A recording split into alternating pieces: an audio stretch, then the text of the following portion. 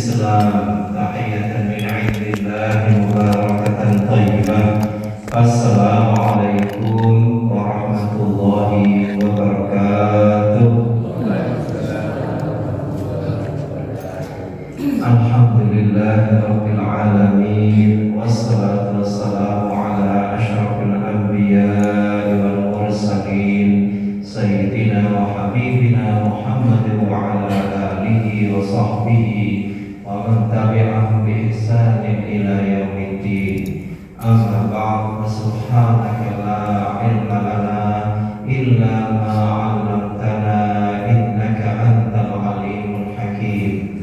Allahumma anfa'na bima 'allamtana wa 'allimna ma yanfa'una warzuqna 'ilman yanfa'una fid dunya wal akhirah. Amin. Bapak Ibu yang saya hormati, pertama marilah kita panjatkan puji syukur kehadirat Allah Subhanahu wa taala. Sungguh Bapak Ibu, Allah senantiasa meliputi diri kita dan keluarga kita dengan kurnia dan kenikmatannya. Oleh karena itu, marilah kita menyadari, menginsafi dan mensyukuri nikmat-nikmat Allah tersebut. Selanjutnya, salawat dan salam marilah kita sanjungkan kepada Nabi kita Muhammad sallallahu alaihi wasallam yang telah diutus oleh Allah Subhanahu wa taala untuk membimbing kita, membawa kita dari alam jahiliyah kepada alam Islam yang terang benderang. Bapak Ibu yang saya hormati, saya minta maaf ya, beberapa waktu yang lalu tidak bisa hadir karena ada perjalanan yang cukup jauh ya. Dan saya memikir ya, bahwasanya hidup ini adalah perjalanan Bapak Ibu ya. Sesungguhnya hidup kita ini adalah merupakan perjalanan. Kita menuju dan akan kembali ke kemana Bapak Ibu? Ya, kita akan kembali ya, kepada Allah Subhanahu wa taala. Destinasi kita itu adalah Allah, karena kita adalah milik Allah. Inna lillahi wa inna ilaihi raji'un. Sesungguhnya kita semua ini adalah milik Allah dan kepadanya lah kita kembali. Wa inna ilaihi raji'un, itu artinya dan kepadanya lah kita akan kembali ke sisi Allah. Kemudian kita akan ya ditempatkan ya, di suatu tempat, yaitu hanya ada dua pilihan, surga atau neraka. Keduanya adalah kekal di dunia, di surga kekal, atau di akhirat juga bisa kekal. Alhamdulillah ya, kalau di akhirat di neraka. Jadi sekali lagi ya, hidup kita ini Bapak Ibu adalah sebagian perjalanan panjang menuju Allah Subhanahu wa taala. Perjalanan panjang tersebut bukan hanya di dunia saja, tetapi hingga ke akhirat kelak. Nah, di akhirat kita itu akan ya di destinasi kita terakhir kita itu hanyalah salah satu di antara dua, yaitu surga atau neraka.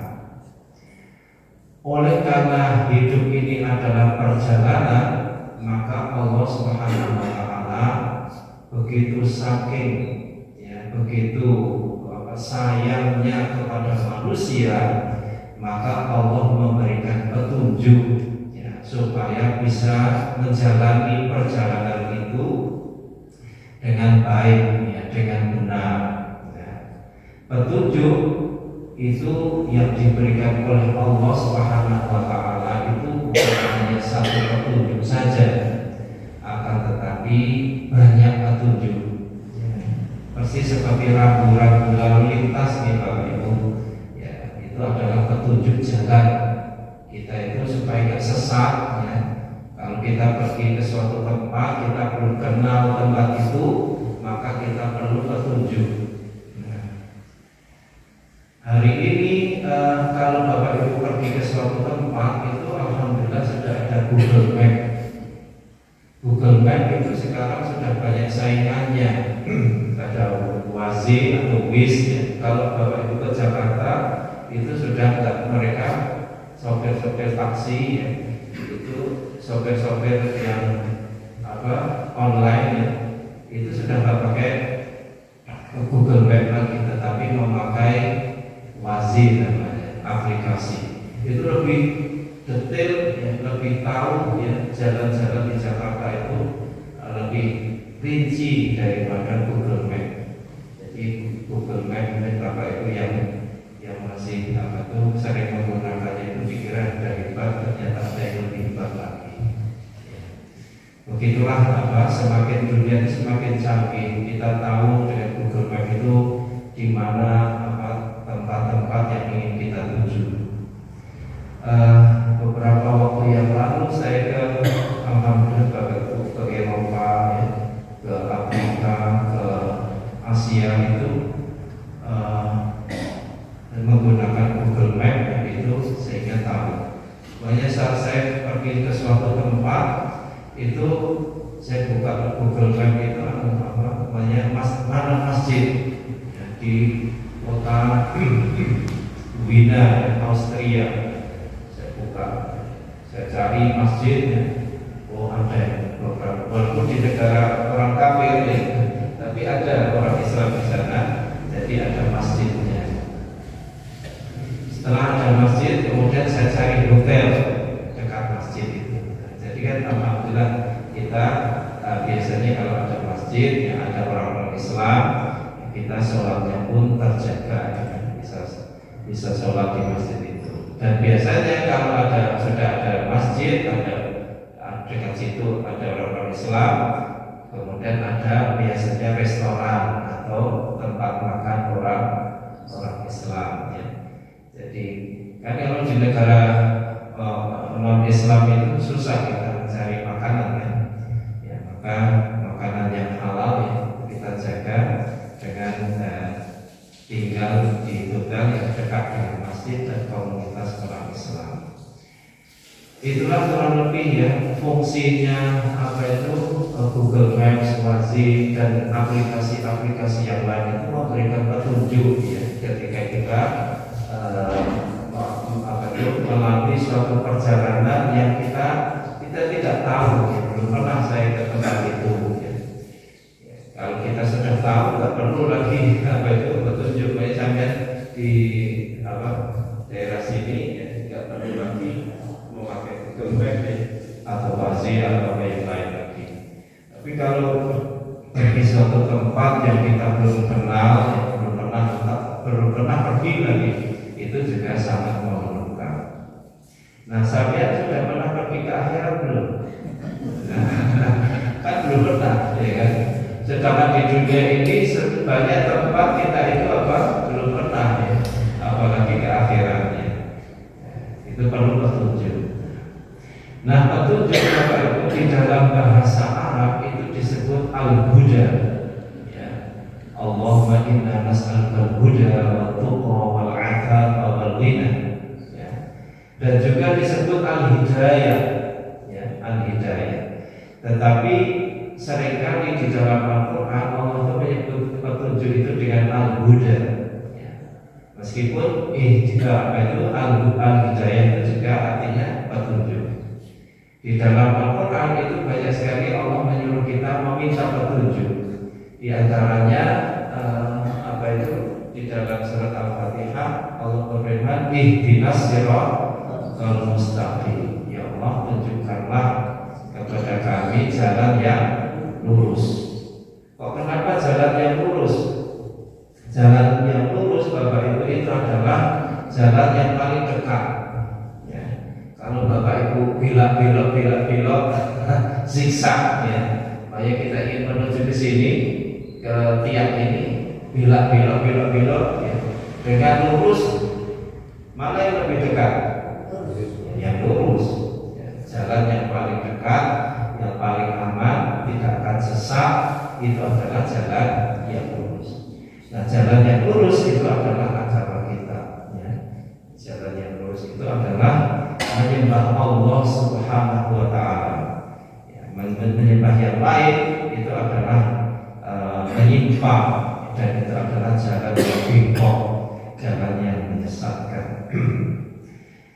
Bapak yang saya hormati, jadi istilah di dalam Al-Quran itu Allah sering menggunakan al-huda, dan kita juga diminta oleh Allah untuk selalu berdoa mendapatkan hidayah, karena petunjuk itu sangat penting. Kalau kita suatu perjalanan kemudian kita belum kenal, itu kan nanti kita akan sesat, tidak sampai kepada tujuan. Ya, bayangkan kalau nggak sampai tujuan kan sia-sia saja perjalanan kita. Kita ingin menuju ke A, ya, tetapi ya, sudah jalannya belok, ya, kemudian nggak sampai. Nah, ini yang bahaya. Atau kalau sampai itu bukan ke tempat yang kita menghendaki. Saya yakin semuanya menghendaki untuk masuk surga, apa begitu? Ya, itulah destinasi kita. Ya, kita inginnya itu. Ya. Tapi ternyata, alhamdulillah ya, ada orang yang kemudian tidak sampai ke yang diinginkan itu.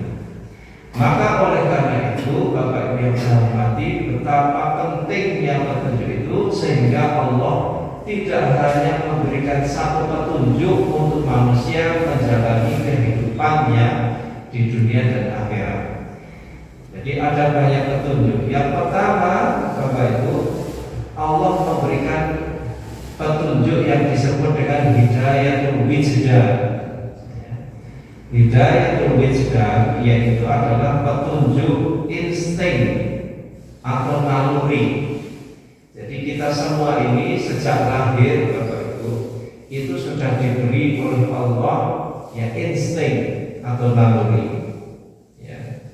Naluri ialah dorongan hati atau nafsu pembawaan yang menggerakkan untuk berbuat sesuatu. Ya. Dan ini diberikan oleh Allah SWT kepada manusia dan juga kepada binatang. Ya. Contohnya adalah bayi menangis ketika lapar. Itu insting. Bayi menangis ketika kedinginan, kepanasan, perutnya mual. Itu adalah insting. Bayangkan kalau bayi kedinginan kemudian diam saja, itu nanti bisa mati dia. Gitu. Bisa mati kedinginan, dia diam saja. Kemudian dia paling kehausan, kelaparan, itu dia akan nangis. Nah, menangis ya, itu adalah petunjuk Allah kepada bayi itu sehingga dia selamat dari kematian.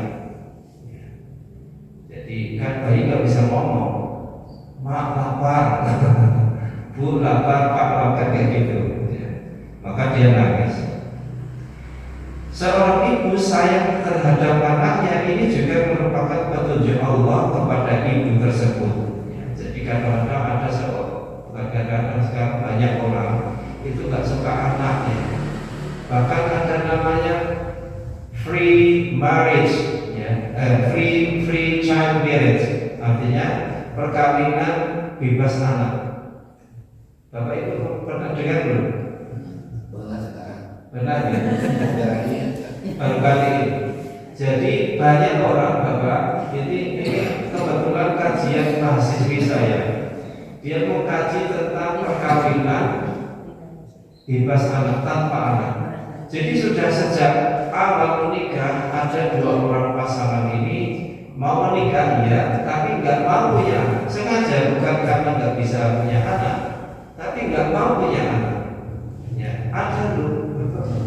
Sudah masuk Indonesia, sudah ada yang menjalaninya, ya, tapi belum banyak. Kebalikan kita itu kan pengennya anak, baru menikah itu pengen anak. Bahkan banyak yang punya anak sebelum menikah. Astagfirullahaladzim. Saking anak-anak tidak dikehendaki ya. Jadi belum menikah dia sudah punya anak. Nah, ini aneh lagi adalah orang menikah tidak ingin punya anak, bukan karena ketidakmampuan, tapi karena mereka pengennya gitu. Karena dianggapnya anak itu merepotkan. Ya, ini persis orang Barat. Orang Barat itu nggak mau Bapak dalam masalah hubungan laki-laki dan perempuan. Ya, makanya mereka nggak suka menikah. Ya, biar bisa merasakan yang ini yang itu. Nyicipi kok ya seperti kita nyicipi jajanan tuh ya. Orang-orang sana itu nyicipinya orang. Ya. Kita nyicipinya apa? Jajanan. Ya.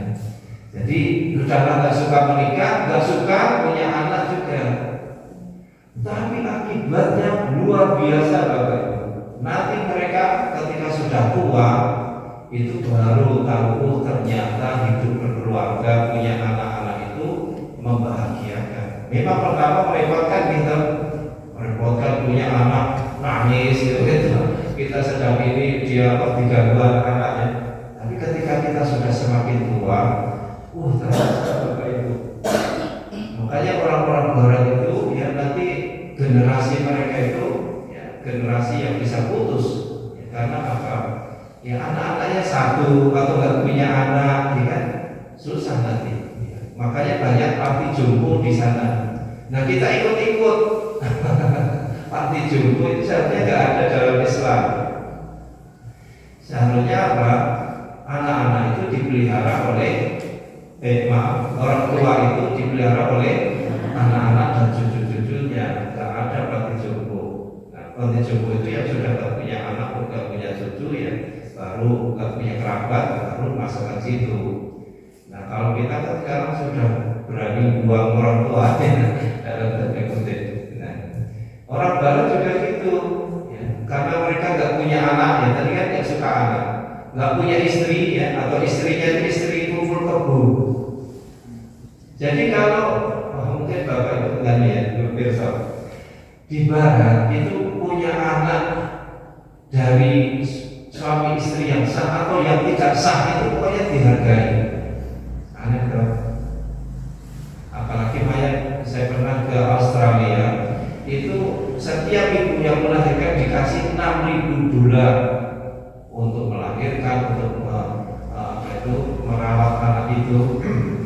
Jadi meskipun tadi yang melahirkan itu kumpul kebo, hasil kumpul kebo itu di saking mereka sukanya pemerintah itu menggalakkan rakyatnya untuk menikah dan untuk kemudian punya anak, karena bahaya sekali kalau nggak punya anak. Ya kan nanti lama-lama semuanya sudah tua, kemudian anaknya nggak ada kan bingung. Ya. Nah kita sampai kelebihan stok, anaknya banyak-banyak. Ya. Makanya jangan ikut program KB. Program KB itu niru-niru orang-orang Barat. Ya. Program KB masih di sekarang ada. Ya. 2 anak cukup ya. Gimana dulu apa? Slogannya bagaimana? Bukan. 2 anak lebih itu ya, ada 2 anak lebih baik ya kan, 2 anak lebih baik, tapi dibaca 2 anak lebih baik. Jadi tadi slogannya kemudian diganti 2 anak cukup. Nah, dulu slogannya KB itu adalah 2 anak lebih baik, tapi sekarang diganti 2 anak lebih baik. Jadi Bapak Ibu, yang pertama itu adalah namanya hidayatul wijdan. Ya, ini adalah insting naluri anak, naluri ibu. Ya. Bapak Ibu pernah nggak lihat seekor ayam melawan anjing? Ya, karena mempertahankan, melindungi anak-anak ayam, induk ayam ya. Wow, cilik itu nih waduh gitu. Itu melawan anjing yang besar itu, melawan ular, padahal dia sendiri bisa digigit, tapi karena apa? Mempertahankan anak itu ya, dia berani melawan tantangan. Itu adalah instingnya seekor induk ayam. Bapak ibu itu juga gitu ya, kalau anaknya disakiti orang muring-muring. Padahal Yang dimuringi itu adalah apa? Bosnya. Ya, tapi kalau sudah apa itu melindungi anak itu biasanya instingnya keluar. Yang kedua, Bapak Ibu yang saya hormati, hidayah atau petunjuk yang diberikan oleh Allah setelah insting itu adalah hidayatul hawas. Hawas itu adalah indera. Jadi kita punya panca indera, 5 indera, ya. Ada 5 indera itu kebalikan di kepala. Ya, pertama indera penglihatan, yang kedua indera apa itu? Pendengaran. Ini indera penciuman, yang ini perasa, kemudian yang jadi 5 indera ini ya, itu adalah hidayah dari Allah, dan ini juga diberikan oleh Allah kepada binatang. Jadi kita masih sama Bapak Ibu ya. Indera apa itu hidayah berupa insting ya, atau naluri dengan yang hawas, yang panca indera ini juga diberikan oleh Allah kepada manusia dan kepada binatang. Kita dianugerahi oleh Allah berupa panca atau 5 indera, indera penglihatan, pendengaran, penciuman, perasa, dan peraba. Jadi hati-hati meraba ya. Karena ini ada rasanya dengan peraba.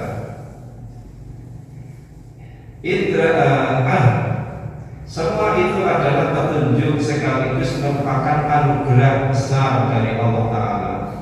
Dengan mata kita bisa melihat keindahan dunia ciptaan Allah. Ya, coba bayangkan Bapak Ibu tidak bisa melihat 1 jam saja. Ayo ya, gelap dunia ini 1 jam saja. Itu lihat orang buta itu berapa jam itu? Ya, 24 jam saja dari. Ya, kita bisa melihat. Kedip itu kan hanya berapa detik ya, sampai 1 detik kedip itu. Jadi kita inginnya terbuka terus, kecuali waktu tidur ya. Lebih banyak mana terbukanya mata kita dengan tertutupnya mata kita? Lebih banyak mana? Tidur kita kan 8 jam gitu, hanya 8 jam ya. Tapi terbuka kita lebih dari 8 jam ya. Jadi kita ingin melihat dunia.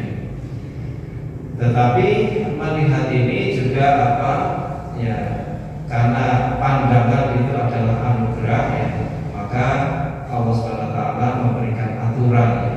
Jadi jangan sembarangan melihat, karena melihat ini juga bisa menjadi sahmun min sihami iblis ya, anak panah dari anak panah iblis ya. Itu bisa menyesatkan kita ya, bisa membuat kita jadi melenceng dari ajaran Allah karena pandangan ya. Jadi seharusnya kita melihat yang baik-baik, tapi kemudian kita melihat yang tidak baik ya, itu sehingga itu bisa menurun kepada hati, dari hati turun kepada kemaluannya. Biasanya orang itu banyak ada hubungan gelap ya, hubungan intim antara 2 orang manusia. Itu biasanya dari mana Pak? Mulanya adalah dari penglihatan. Ada perkosaan itu adalah karena dari penglihatan ya kan. Ada kan yang saya orang buta mau perkosa itu? Ada nggak? Nggak ada ya, meraba-raba dulu. Karena dia nggak ada kan. Pernah nggak Bapak Ibu mendengar berita memperkosa orang buta memperkosa? Karena apa, orang memperkosa kan biasanya melihat dulu, tertarik ya, kemudian dia melakukannya. Jadi dengan penglihatan kita itu bisa melihat ya, dengan pendengaran kita mendengar suara, dengan indera perasa di lidah kita bisa merasakan sesuatu yang manis, pahit, yang masam dan lainnya. Nah, ini masalah rasa, perasa lidah kita Bapak Ibu itu bisa merasakan itu kan anugerah luar biasa dari Allah kan. Gitu. Kalau rasanya sama nanti bahaya itu sampai membuat ya teh diisi garam. Wih kok rasanya manis. Ini rasanya indah itu namanya sudah gila nggak sempurna lagi. Jadi rasa itu juga merupakan apa itu? Nah, dalam masalah rasa Bapak Ibu ada kajian bahwasanya rasa yang paling disukai oleh manusia adalah rasa apa? Bapak Ibu? Ya, rasa apa? Manis, pahit, masam, masin, ya, apa? Kebanyakan orang itu adalah suka manis, ya, suka manis. Makanya oleh karena itu di dalam hadis pun, ya, itu ada juga, ya, rasa manisnya iman. Ya. Mangkun nabi hinna apa fisolin, ya, barang siapa yang ada padanya 4 hal, ya, maka dia akan bisa merasakan manisnya iman. Jadi iman itu punya rasa, rasanya adalah manis. Kenapa kok gak masin? Kenapa kok rasa iman gak pahit? Karena rasa yang paling disukai oleh manusia adalah rasa manis. Jadi dengan demikian seterusnya, walaupun panca indera ini merupakan anugerah Allah yang besar kepada kita semua, namun panca indera itu terbatas. Nah, ini jadi panca indera kita itu terbatas. Kita bisa melihat apa yang ada di depan kita, dan itu pun kalau ada cahaya. Coba Bapak Ibu ya, kita matikan lampu ini, ya, walaupun ada di depan Bapak Ibu orang ya, tapi kita nggak bisa melihat karena gelap, ya kan? Atau apa itu? Kemudian di sebalik tembok itu ya ada orangnya, itu kita nggak bisa melihat karena ada tembok ya yang menghalang kita. Jadi mata kita itu terbatas, ya. Jadi serba terbatas. Pendengaran kita itu juga terbatas. Penciuman kita itu terbatas. Makanya kalau ada program TV masak-memasak ya kan, itu enak atau enggak enak kan kita nggak bisa. Kita hanya melihat bagaimana cara masaknya, tapi enak atau tidak enaknya tidak tercium oleh penciuman kita. Maka suatu ketika saya pernah punya ide, bagaimana kalau TV itu juga bisa menyebarkan bau. Loh, kok ketawa? Lucu gitu. Ya, kalau TV kan hanya penglihatan dan pendengaran kita, toh. Kita melihat orang masak dan kita mendengar apa itu suaranya. Oh, gini Mbak, ibu-ibu cara masaknya begini ya. Tapi baunya masakan itu kan nggak sampai ke rumah kita. Ya, itu bagaimana Bapak Ibu ini yang masih muda-muda dikaji. Bagaimana menyebarkan bau itu ke seluruh penonton TV. Ya, ayo bisa nggak gitu? Sehingga kita baunya aja enak. Kalau udah baunya enak, insya Allah rasanya juga enak. Penciuman umpamanya tidak bisa mencium bau-bauan yang jauh dari hidung kita. Nah, tadi demikian pula indera yang lainnya. Ya. Kita tidak bisa meraba apa itu ya, kalau tidak ada di depan kita. Bahaya nih kalau bisa meraba dari jauh. Kita ibu di situ, saya raba-raba dari sini. Kecuali yang magic itu ya, ada kan yang magic ya, sihir-sihir itu diraba-raba, terasa diraba orang ya.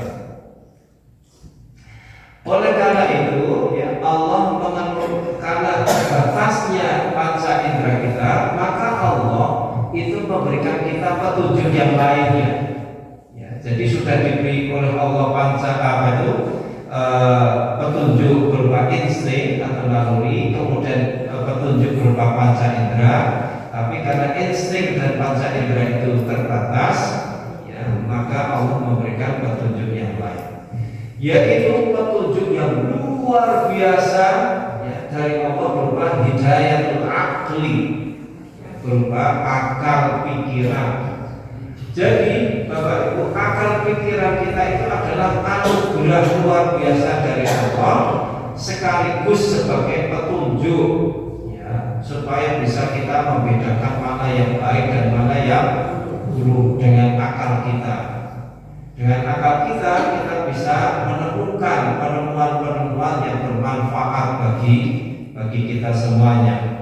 Oleh karena begitu pentingnya akal pikiran manusia, maka Allah SWT, ya, itu memberikan beban, ya. Orang yang akalnya error alias majnun alias gila, itu kalau nggak sholat buat nopo-nopo, nggak usah dipaksa orang gila untuk sholat, untuk zakat, untuk puasa, untuk haji, nggak usah, karena akalnya error, akalnya tidak normal alias orang gila.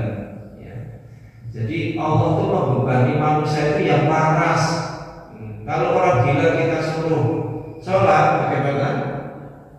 Ya meracau, ngomongnya tak betul. Ya. Jadi menyembah Allah, malah dia menyembah dirinya sendiri. Ya, jadi itulah hebatnya akal manusia. Ya. Nah ini tidak diberikan oleh Allah kepada binatang. Ya, jadi binatang tidak diberi oleh Allah. Diberi oleh Allah hanya otaknya. Maka kita makan otak sapi itu enaknya, tapi kolesterol. Otak apa itu ayam, ya, karena kan kalau kecil itu enak, ya. Tapi ya jadi Allah memberi otak, ya, kepada manusia dan juga pada binatang, tapi Allah tidak memberikan akal kepada binatang, hanya kepada manusia. Dan akal itu adalah merupakan maudhi'ut taklif. Anak-anak kecil, Bapak Ibu, kalau nggak sholat sebenarnya nggak apa-apa. Ya, mereka itu tidak mukallaf. Ya, mukallaf itu dibebani dengan beban agama.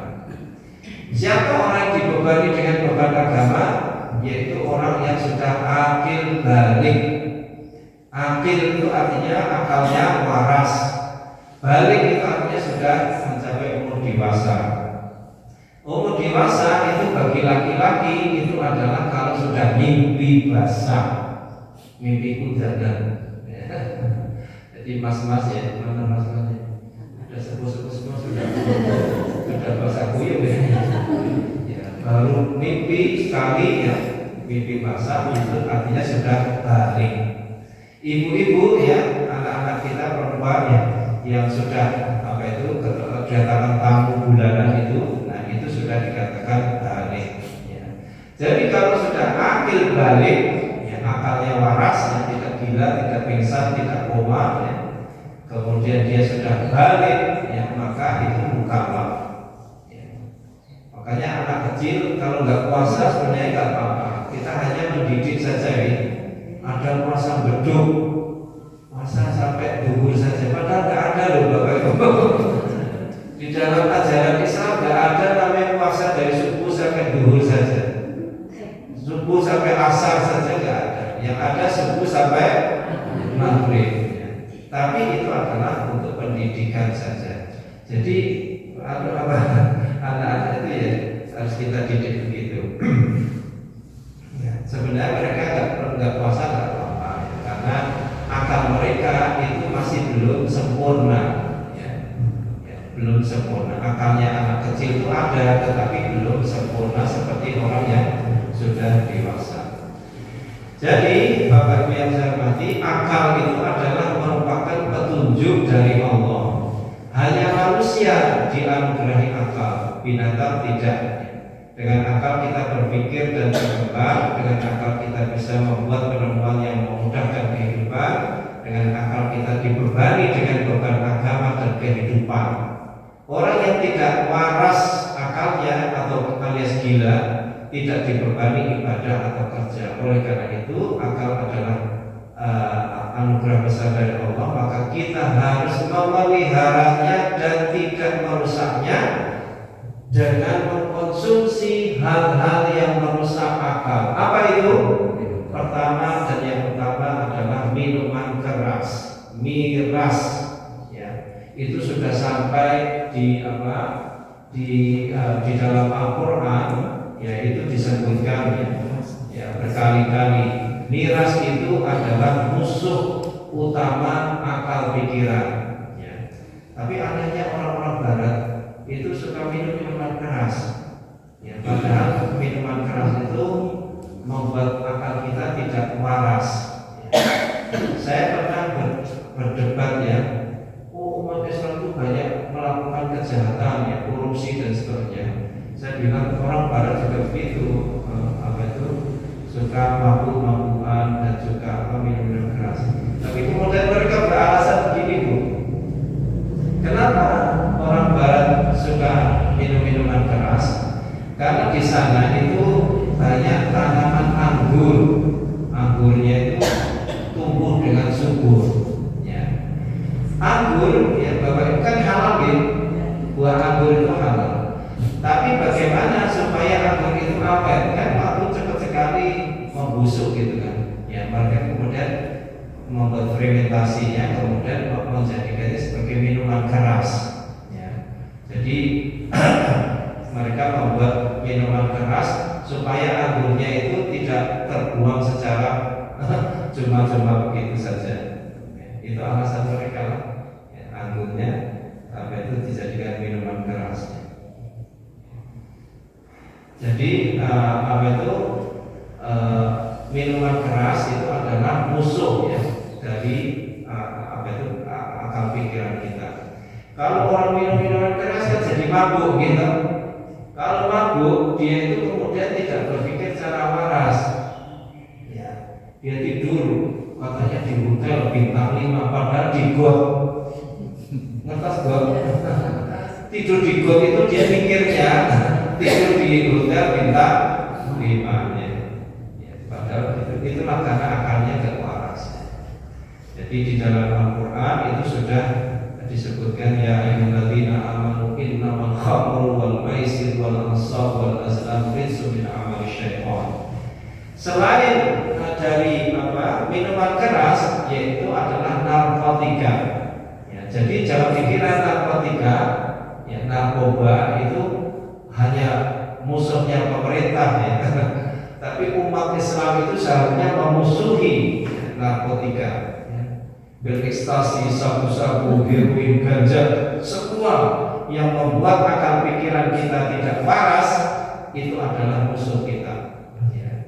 Jadi narkotika ya, itu merupakan musuh besar. Ya.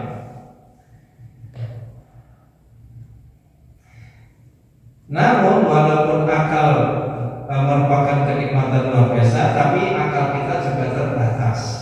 Ya. Akal manusia tidak bisa mengetahui hal-hal yang gaib. Ya. Akal manusia tidak bisa mengetahui hal-hal yang baik baginya di akhirat. Mungkin apa yang baik di dunia ini bisa diketahuinya, namun tidak untuk kebaikan di akhirat. Akal tidak bisa menjangkaunya karena akal manusia memang terbatas. Jadi akal kita walaupun anugerah luar biasa Bapak Ibu itu tidak bisa menjangkau yang di akhirat. Ya. Banyak ada surga, ada neraka ya. Itu kan kita tidak pernah melihatnya, tidak pernah gimana nanti surga. Jadi nggak sampai akal kita nggak sampai ke sana karena memang terbatas. Karena surga dan neraka hari ini adalah minal ghaibiyah, sesuatu yang gaib, ya, tidak bisa kita kita ketahui ya, dengan akal saja. Oleh karena itu, karena terbatas, Bapak Ibu, maka Allah SWT memberikan lagi hidayah yang lain. Ya, jadi selain hidayah akal, ada hidayah din, yaitu hidayah atau petunjuk berupa agama. Nah, jadi sudah berapa ini?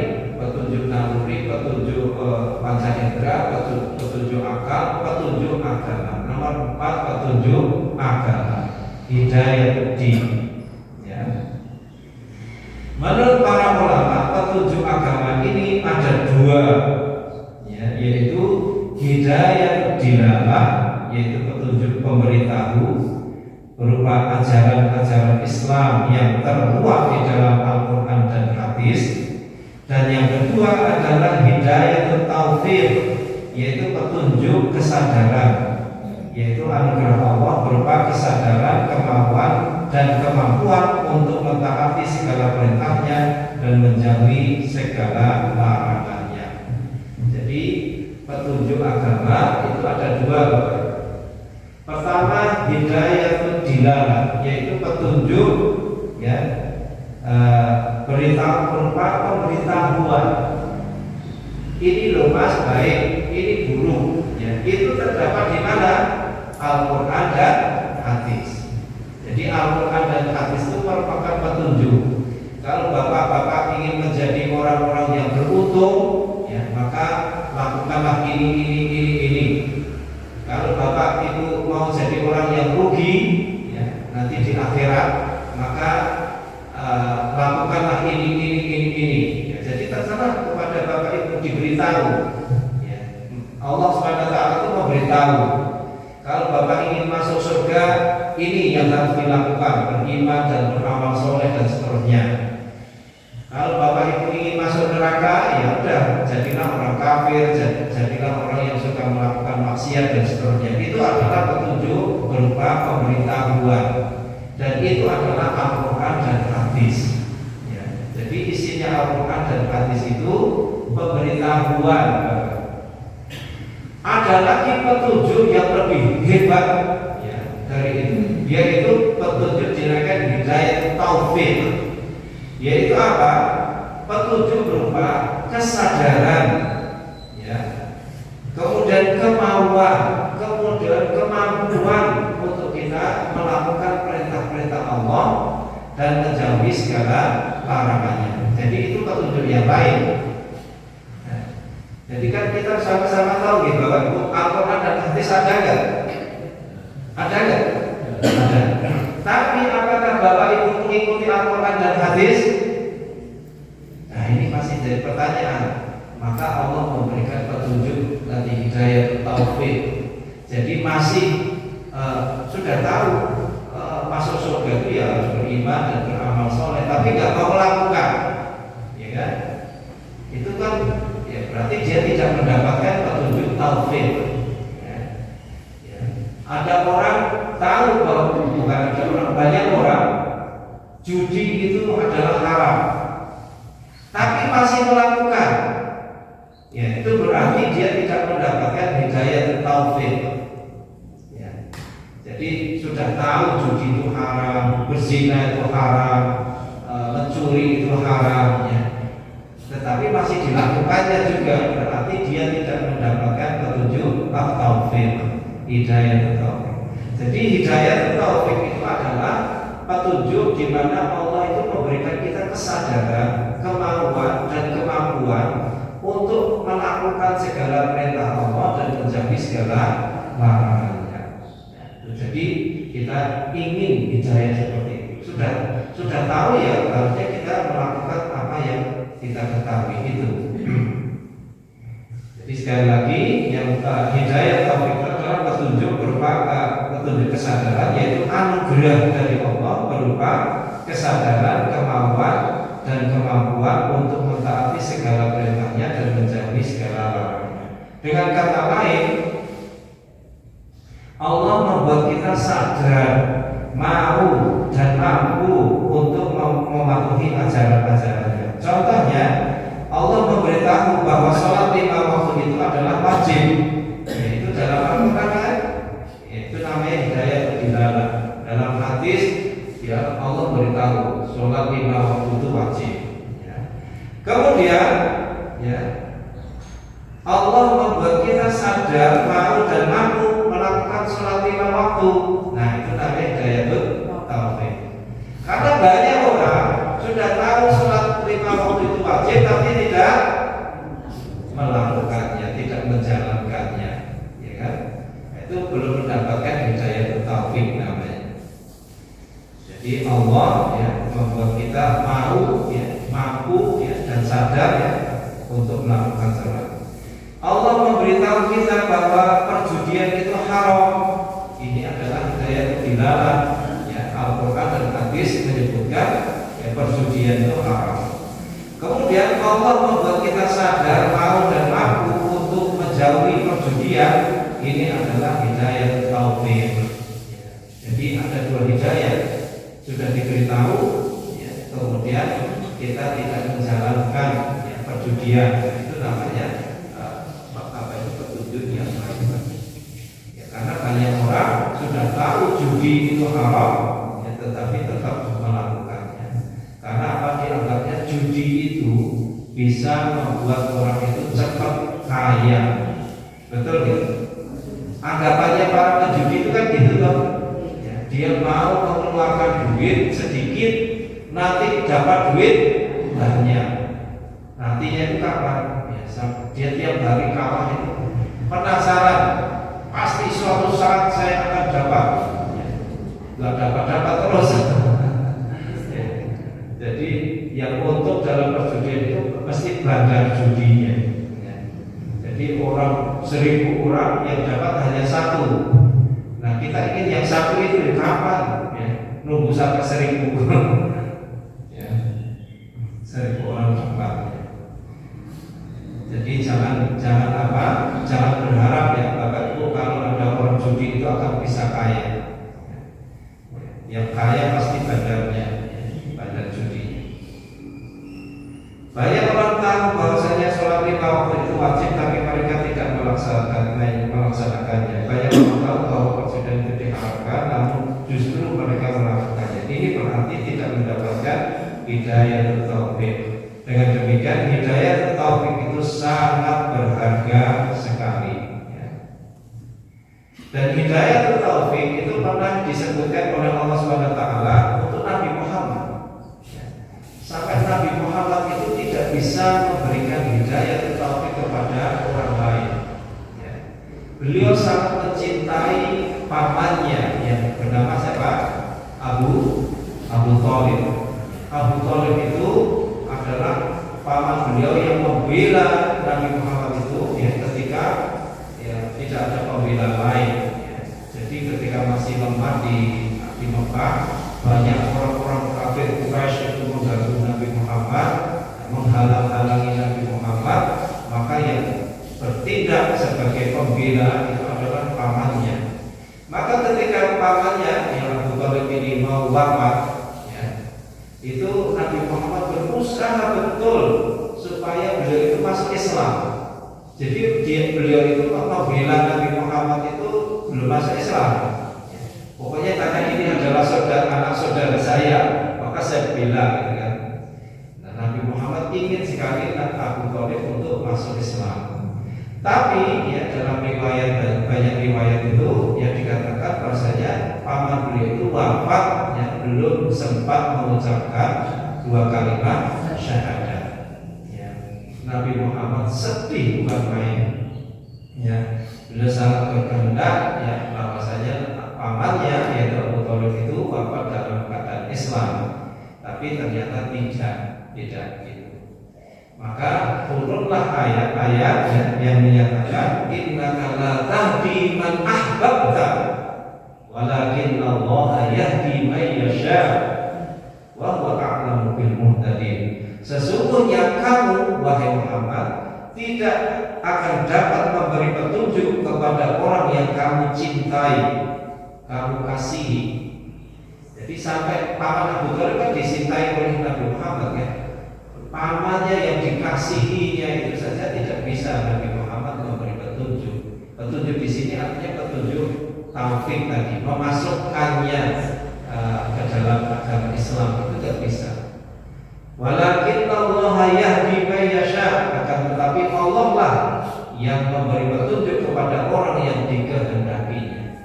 Jadi hidayah taufik Bapak Ibu itu adalah hak prerogatif Allah. Ya. Hanya Allah yang memberikan petunjuk. Kalau petunjuk hanya memberitahu, ya kita bisa tahu kan. Contohnya Bapak Ibu monggo kita sholat, ya, ngajak-ngajak juga. Tapi Bapak Ibu mau atau tidak mau kan nggak dalam kekuasaan saya nggak bisa itu memaksa Bapak Ibu untuk sholat, untuk sedekah, nggak bisa. Yang membuat mampu, mau dan sadar ya Bapak Ibu supaya melakukan sedekah itu ya Allah kan. Saya hanya mengajak saja, hanya memberitahu Bapak Ibu kalau Bapak Ibu sedekah itu dapat pahala ini sesuai dengan Al-Quran dan hadis. Tapi jangan sesuai dengan seorang ustaz yang ngajak sedekah ya. Malah apa itu sekarang ini jadi masalah besar ya. Karena ternyata dia mencampur adukan antara sedekah dengan bisnis ya, akhirnya apa? Ya, jadi masalah besar. Dan ada kekeliruan pemahaman Ustaz itu. Barang siapa sedekah ini dia mendapatkan 10 kali ganda ya. 10 kali ganda itu. Jadi kayak Bapak Ibu sedekahnya 10.000 itu nanti pasti Allah akan menggantinya dengan minimal 10 kali ganda, yaitu 100.000. 10 kali 10 kan itu minimal. Mana sih ini ya dikumpulkan. Ternyata banyak yang enggak dapat 10 kali ganda ya. Itu kan jadi salah pemahaman ya. Yang betul adalah dapat 10 pahala. Pahala itu ya mungkin 10 kali ganda seperti itu ya, mungkin itu berupa kebaikan-kebaikan, kita mudah sholat, mudah zakat dan seterusnya ya, bisa dihindarkan dari bencana, dari mara bahaya dan seterusnya. Itu adalah pahala dari Allah. Atau nanti di akhirat ya, jadi pahala itu yang 10 kali ganda sampai 700 kali ganda itu adalah bukan berupa materi ya. Kalau kita maknai hanya materi saja, itu adalah salah besar. Akibatnya banyak orang sedekah ya, tapi tidak dapat balasan ya, yang sama atau yang 10 kali ganda itu ya. Jadi adalah salah pemahaman ya. Jadi Bapak Ibu yang saya hormati, dengan demikian ya, ini ada berarti di sini ada beberapa ya, ada 4 hidayah. Hidayatul wijdah, hidayatul awas, hidayatul akal, dan hidayatul din ya. Hidayah yaitu petunjuk insting atau naluri, petunjuk indera, petunjuk akal, dan petunjuk agama. Agama itu sendiri ada 2 ya, petunjuk hidayah dilalah yaitu memberitahu, yaitu Al-Quran dan hadisnya. Kemudian hidayah taufik itu adalah berupa kesadaran ya, kemauan dan kemampuan untuk melakukan sesuai dengan yang diajarkan oleh Allah di dalam Al-Quran dan di dalam hadis. Demikian Bapak Ibu yang saya hormati ya, yang dapat saya sampaikan. Semoga ada manfaatnya, dan selanjutnya monggo saya beri kesempatan untuk kita mungkin bisa tanya jawab atau berdiskusi. Monggo jika ada.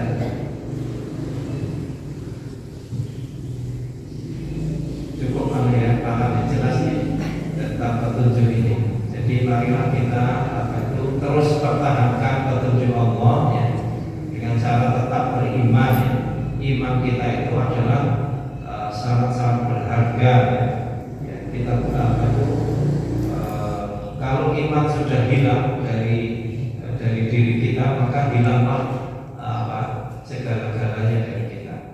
Kalau duit kita hilang ya, itu masih bisa insya Allah kita cari lagi ya, akan kembali.